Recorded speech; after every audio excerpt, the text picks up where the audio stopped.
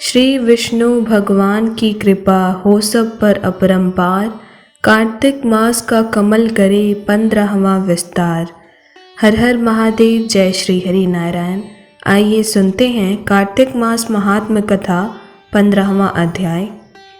राजा पृथु ने नारद जी से पूछा, हे मुनि श्रेष्ठ, तब दैत्यराज ने क्या किया वह सब मुझे विस्तार से सुनाइए। तब नारद जी बोले, मेरे चले जाने के बाद जलंधर ने अपने राहु नामक दूत को बुलाकर आज्ञा दी कि कैलाश पर एक जटाधारी शंभु योगी रहता है, उससे उसकी सर्वांग सुंदरी भार्या को मेरे लिए मांग लाओ।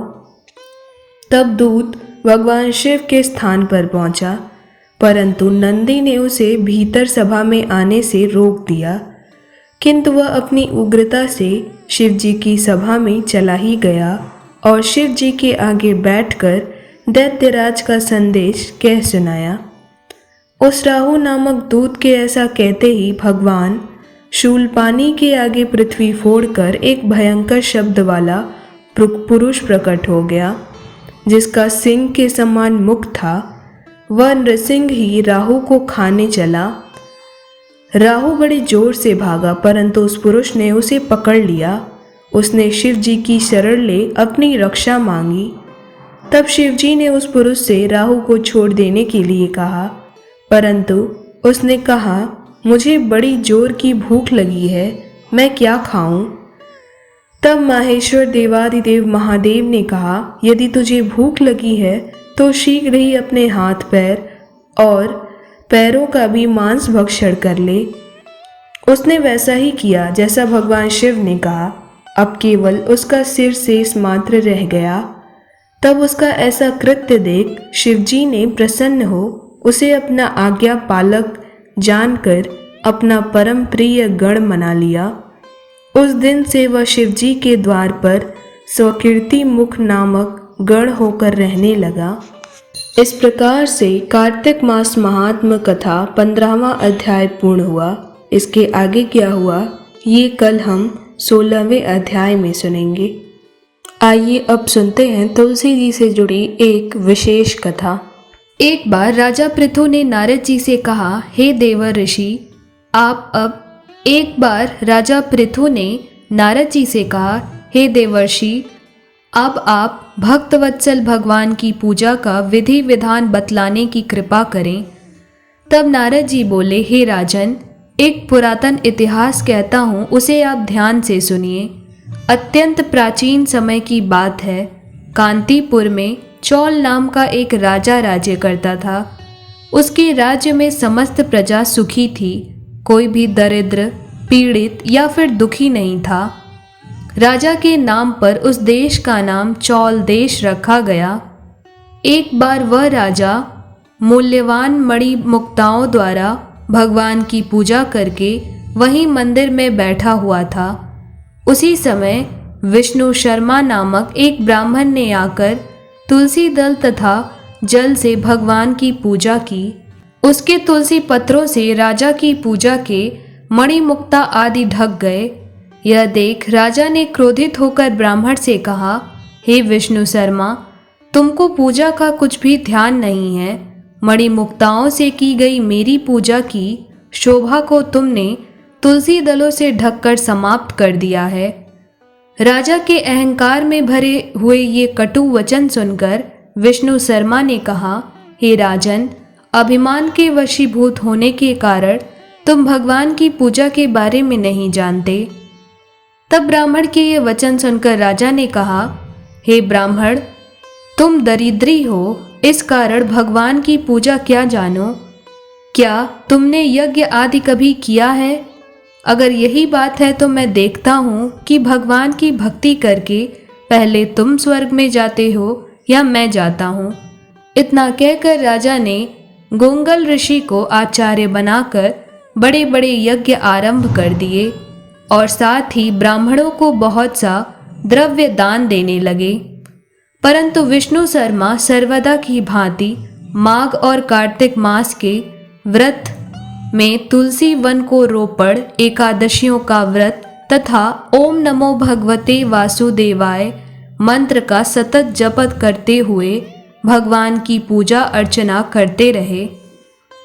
वह उठते बैठते चलते फिरते हर समय भगवान का स्मरण तथा कीर्तन करते रहते थे। कार्तिक मास में एक दिन विष्णु शर्मा ने ज्यों ही रसोई तैयार करके रखी, कोई भोजन उठाकर ले गया। इसके बाद उसने व्रत भंग होने के भय से पुनः रसोई नहीं बनाई और भगवान का भजन करते हुए ही सो गया। दूसरे दिन फिर रसोई बनाई और ज्यों ही भगवान का भोग लगाने लगा, फिर से कोई भोजन उठा कर ले गया। लगातार 7 दिन तक ऐसा होता रहा। इस प्रकार विष्णु शर्मा को निराहार 7 दिन व्यतीत हो गए। विष्णु शर्मा भूख के मारे अत्यंत व्याकुल हो रहा था, परंतु सत्संग का समय भंग न हो जाए, इस भय से उसने किसी भी दिन दूसरी बार रसोई तैयार नहीं की। 8वें दिन उसने निश्चय किया कि आज मैं पूरी तरह ध्यान रखूंगा और देखूंगा कि भोजन को उठाकर आखिर कौन ले जाता है।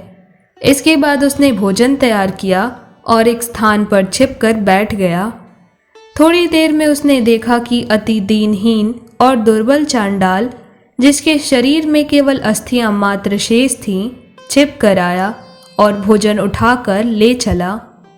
उसे देखकर विष्णु शर्मा का हृदय द्रवित हो उठा। विष्णु शर्मा ने उस चांडाल से कहा, भैया रूखा भोजन मत ले जाओ, मेरे पास थोड़ा सा घी है, वह भी लेते जाओ। ब्राह्मण के ये वचन सुनकर भयभीत हुआ वह चांडाल भागता हुआ ठोकर खाकर गिर गया। तभी विष्णु शर्मा भी उसके समीप पहुंच गया और एक वस्त्र से उस पर हवा करने लगा। थोड़ी देर बाद उस ब्राह्मण ने देखा कि उस चांडाल की जगह शंख चक्र गदा पद्म तथा वनमालाधारी भगवान विष्णु स्वयं वहां लेटे हुए हैं। उसी समय विष्णु शर्मा ने भगवान के चरणों में गिरकर नमस्कार किया। तभी रुद्र आदि देवता भी वहां पर आ गए और ऋषि मुनि वेद मंत्रों से उनका पूजन करने लगे। तब विष्णु भगवान ने अत्यंत स्नेहपूर्वक विष्णु शर्मा का आलिंगन करके उसको अपने साथ विमान में बिठा लिया और अपने साथ वैकुंठ को ले गए। चौल राजा भी यह दृश्य देख रहा था। भगवान की विष्णु शर्मा पर यह कृपा देखकर राजा अत्यंत दुखी हुआ और उसने आचार्य गुंगल ऋषि को बुलाकर कहा, ये सब क्या हो रहा है, जिसके द्वेष के कारण मैंने इतने यज्ञ और दान पुण्य किए, वह वैकुंठ को जा रहा है और मैं यहीं पर उपेक्षित खड़ा हूँ। क्या मेरे यज्ञ और धन आदि दान का कोई भी फल नहीं है? क्या यह सब निष्फल हो गया? इससे यही सिद्ध होता है कि भगवान यज्ञ आदि से नहीं, केवल भक्ति से ही प्रसन्न होते हैं। आजीवन ब्रह्मचारी रहने के कारण राजा की कोई संतान भी नहीं थी, अतएव अपना संपूर्ण राजपाट, धन संपत्ति आदि अपने भांजे को सौंपकर भगवान मुझे सिद्धर भक्ति प्रदान करें, इसे कहते हुए राजा यज्ञ कुंड में कूद गया। यह दृश्य देखकर गुंगल ऋषि ने क्रोध में आकर अपने शिखा उखाड़ ली।